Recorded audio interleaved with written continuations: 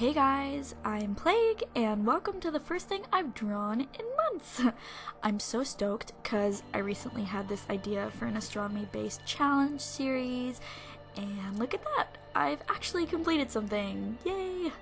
I've been art blocked for a couple months, and I was so focused on work and school, and insert another thing that makes you say, oh, it's okay, you're doing great, just keep on stopping, let the art block consume you. So to explain what I've got my mindset on here, I am really into astronomy and cosmology. I love learning about it, I love talking about it, I love teaching about it with all of the qualification that I don't have for that.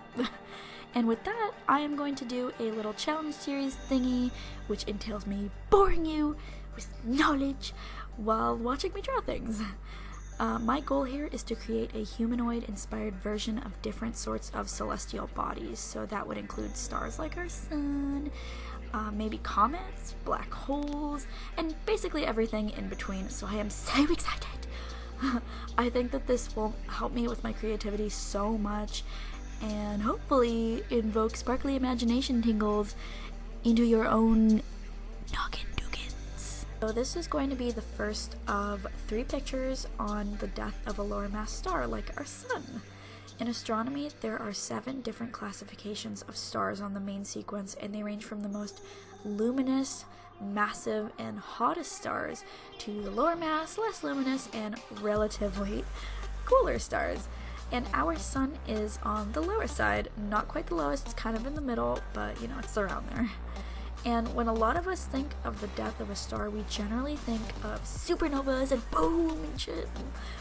While that's true for the higher mass stars, stars like our sun actually die very gently in comparison, and the result is pretty awesome. And if you want to look that up, it's called a planetary nebula.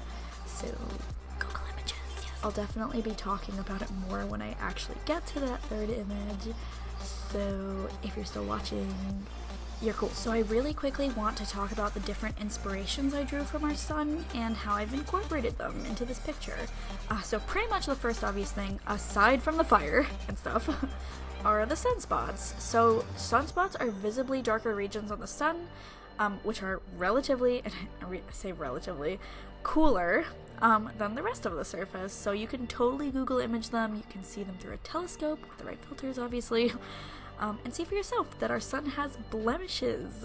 So imperfectly perfect, like all of us when we go through puberty. So here on the picture, you could see that I've got them drawn in as like these freckles on her face and on her body. I love drawing freckles on my... I think the color is also worth mentioning here, so you can kind of determine how hot a star is based on its color.